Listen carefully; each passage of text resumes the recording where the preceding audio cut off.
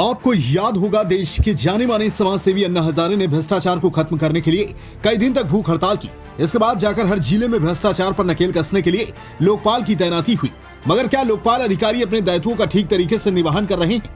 ये अपने आप में बड़ा सवाल है। ऐसा हम इसलिए कह रहे हैं कि बस्ती जनपद में तैनात लोकपाल ने एक गांव के भ्रष्टाचार की जांच करने में 3 महीने का समय काट दिया और जब रिपोर्ट लगाई तो शिकायतकर्ता का कहना है कि वह रिपोर्ट घोटालेबाजों को बचाने के हिसाब से लिखी गई। इस दौरान शिकायतकर्ता और लोकपाल के बीच बातचीत हुई, जिसमें लोकपाल ने जिलाधिकारी की कार्यशैली पर सवाल खड़ा कर दिया और कहा कि बिना पैसा लिए डीएम के स्तर से कोई काम नहीं होता। इस ऑडियो के वायरल होने के बाद जिला प्रशासन में हड़कंप मचा हुआ है। पूरा मामला गौर ब्लॉक के परासडीह गांव का है, जहां के रहने वाले ग्रामीण कौशलेंद्र शुक्ला ने अपने गांव में प्रधान द्वारा किए गए भ्रष्टाचार को लेकर शिकायत की।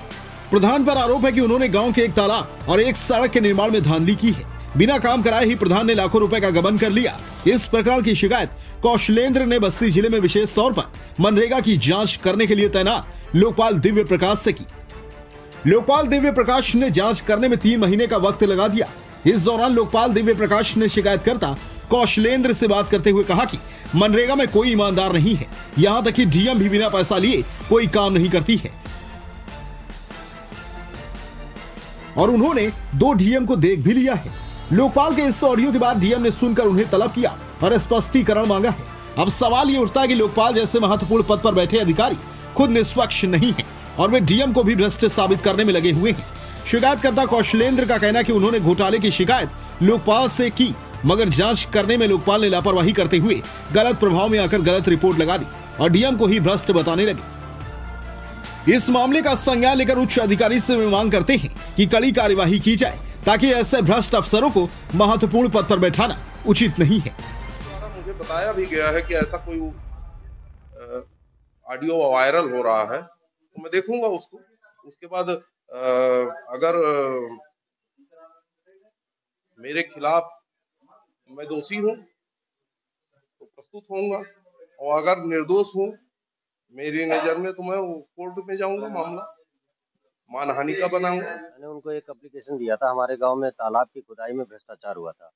7,81,000 रुपए निकाल लिए गए थे, जबकि उसमें कोई भी काम नहीं हुआ। तो मैंने इनको 27 जुलाई को एक एप्लीकेशन दिया था इस संदर्भ में।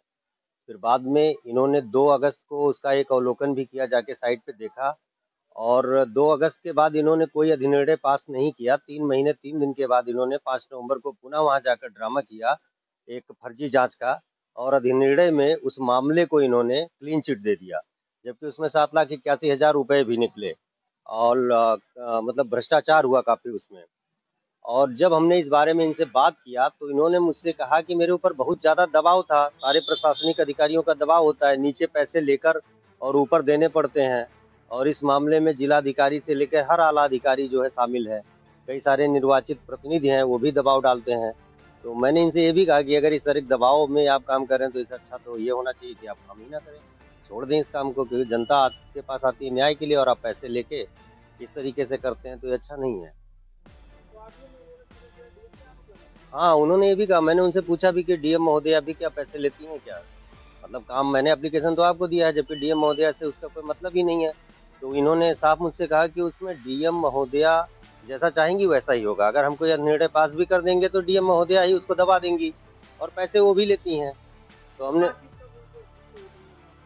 ये बातचीत हमारी हुई, जो दिव्य प्रकाश हैं वो लोग बस्ती के मनरेगा लोकपाल हैं, और उस सब सिर्फ मनरेगा से संबंधित चीजों के बारे में ही जांच पड़ताल करने के लिए अधिकृत हैं। उन्हीं के मुताबिक हाँ, फोन से भी बात हुई, मैं व्यक्तिगत तौर पे उनके दफ्तर में भी आके मिला था, उनको एप्लीकेशन भी दिया था, और कई बार हमारी बातचीत हुई। बातचीत के दौरान ही उन्होंने ये चीज कहा, और अभी जल्द ही उन्होंने 2-3 दिन पहले निर्णय दिया। निर्णय में जो है सारे विपक्षियों को जिनके खिलाफ भ्रष्टाचार का आरोप था उनको क्लीन चिट दे दिया।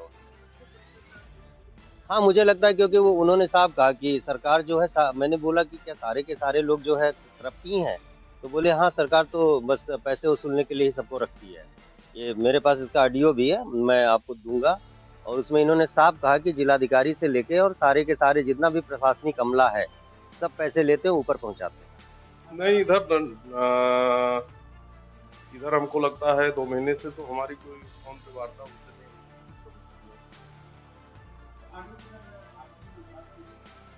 हाँ, एक बार मैं उनके आग्रह पर उनके गांव में तालाब देखने गया था और इंटरलॉकिंग कार्य जो क्रियाशील था, चल रहा था उस समय। तो उसी समय उनका फोन आया था, तो बातचीत और सिर्फ शिकायतकर्ता की मंशा के हिसाब से अधिनिर्णय न आने के कारण किया गया। वो नहीं, उनसे एक दो बार टेलीफोन पे हमारी बातचीत हुई है। कारण है कि मेरी जो रिश्तेदारी है उसी गांव में है और उनके वो पटीदार हैं। अपनी इच्छा अनुसार दबाव बना करके वो अधिनिर्णय करवाने के लिए दबाव बना रहे थे। हमने उनको बताया था कि नोडल अधिकारी हैं, उनकी जांच हो जानी थी।